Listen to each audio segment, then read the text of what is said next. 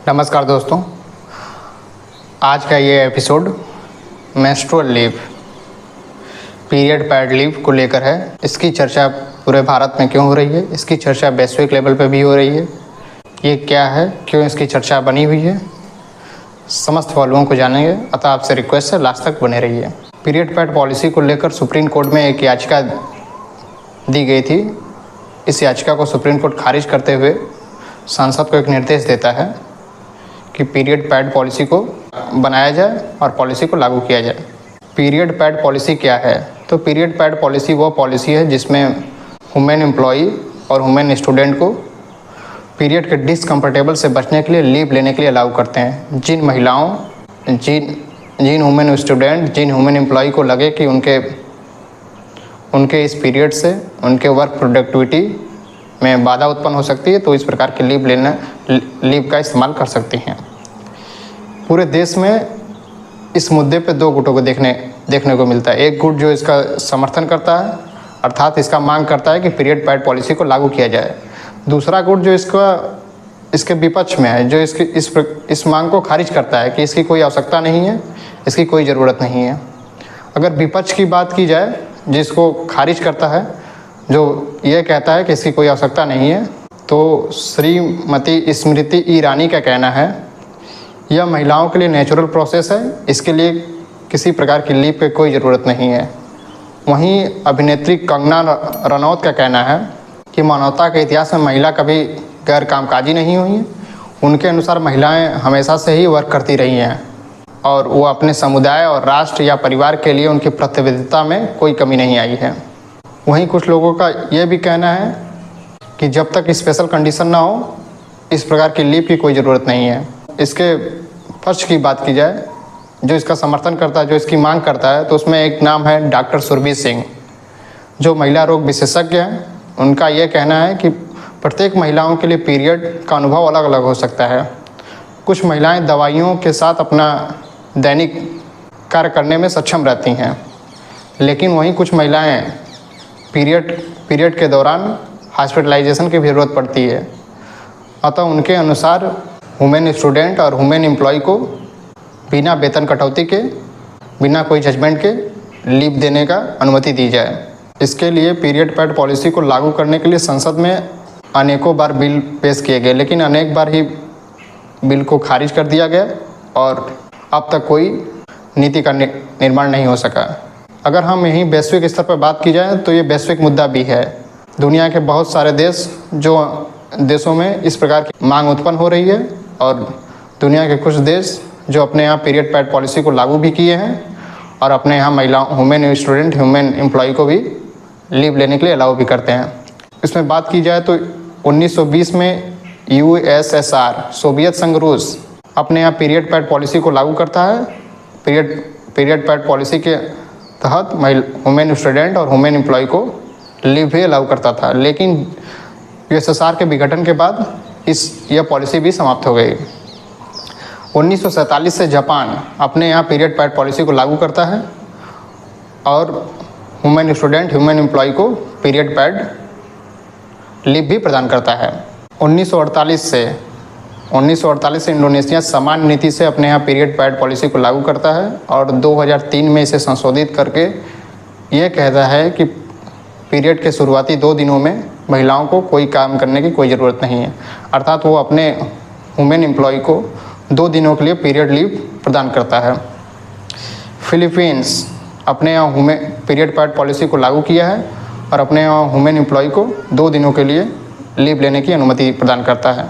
Taiwan हर महीने 1 दिन के लिए वुमेन एम्प्लॉय को पीरियड पैड लीव अलाउ करता है और दक्षिण कोरिया और वियतनाम हर महीने 1 दिन के लिए पीरियड पैड लीव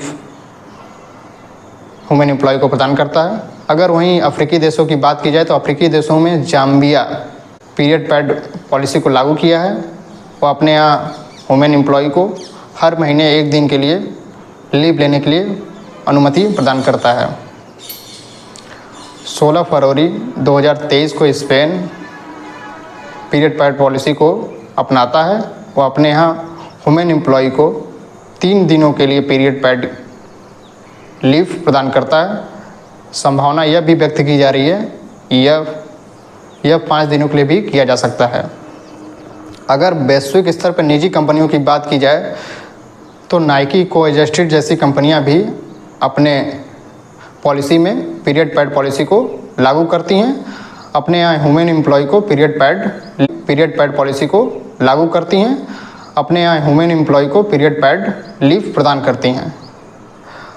अगर यहीं भारत की बात की जाए तो भारत में बिहार 1992 में पीरियड पैड पॉलिसी को लागू करता है। वो अपने यहाँ ह्यूमन एम्प्लॉय को हर महीने 1 दिन के लिए पीरियड पैड लीव प्रदान करता है। 2023 में केरल के शिक्षण संस्थानों में पीरियड पैड पॉलिसी को लागू किया जाता है। हर महीने 1 दिन के लिए ह्यूमन एम्प्लॉय और ह्यूमन स्टूडेंट को 1 दिन के लिए पीरियड पैड लीव दिया जाता है। यदि कोई ह्यूमन स्टूडेंट प्रेग्नेंट पाई जाती है तो उसे 60 दिन का स्पेशल लीव भी प्रदान की जाएगी। भारत में निजी कंपनियों की बात की जाए तो जोमैटो, बायजूस, कल्चर मशीन जैसी कंपनियां भी अपने नीति में पीरियड पैड पॉलिसी को लागू की हैं। जोमैटो प्रति वर्ष ह्यूमन एम्प्लॉय को 10 पीरियड पैड लीव प्रदान करता है। कुछ डेटा से यह भी ज्ञात हुआ है कि पीरियड के दौरान 40% गर्ल्स स्टूडेंट स्कूल से ड्रॉप आउट कर लेती हैं और 65% छात्राओं को स्कूल में पीरियड से उत्पन्न समस्याओं को सामना करना पड़ता है, जैसे पीरियड का दर्द, पीरियड से शर्म, पीरियड से दाग लगने का डर। इस मुद्दे को लेकर सरकार का क्या नज़रिया है, सरकार का क्या परिप्रेक्ष्य है? तो सरकार का ये परिप्रेक्ष्य है कि इस प्रकार की पॉलिसी यदि लागू की जाती है तो निजी कंपनियां महिलाओं की भर्ती के लिए हतोत्साहित होंगी। वो महिलाओं की भर्ती नहीं करेंगी क्योंकि उन्हें पहले से ज्ञात होगा कि महिलाओं के लिए एक प्रकार की 1 दिन का स्पेशल लीव देना पड़ेगा, जिससे वर्कलोड बढ़ेगा, टीम पे वर्कलोड बढ़ेगा, पुरुषों में असंतोष पैदा होगा। उनका यह भी मानना है कि लोग जब समान वेतन समानता की बात की जाती है तो ये एक प्रकार की स्पेशल लीव क्यों। लेकिन एक पहलू यहाँ ये भी देखा जाए तो पूरे भारत की आबादी 145 करोड़ है, जिसमें से 70 करोड़ महिलाएं हैं। कुल महिलाओं की यानी 70 करोड़ आबादी की 37% महिलाएं सार्वजनिक क्षेत्र या निजी क्षेत्र में कार्य करती हैं। महिलाओं की LFPR labour force participation rate दुनिया के 187 देशों में भारत का स्थान 165वें नंबर पे है। ये पोजीशन बहुत अच्छी नहीं मानी जाएगी। कुछ इकोनॉमिक्स स्पेशलिस्ट का मानना है कि महिलाओं के LFPR पुरुषों की तुलना में बराबर कर दी जाए तो भारत की GDP 27% की ग्रोथ रेट से बढ़ जाएगी। यही मुद्दा मेंस्ट्रुअल लीव और पीरियड पैड लीव को लेकर है। अभी तक पूरे भारत में नेशनल लेवल पे कोई पॉलिसी को लागू नहीं किया गया है। सरकार इस पे विचार विमर्श कर रही है। उम्मीद की जा रही है कि जल्द इस पॉलिसी को लागू किया जाएगा।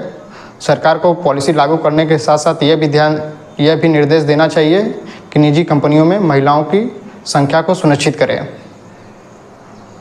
अतः आपको ये वीडियो मेरा पसंद आया हो तो चैनल को सब्सक्राइब कर लीजिए और अपना विचार कमेंट के माध्यम से पक्ष या विपक्ष में हमें भेज सकते हैं। धन्यवाद।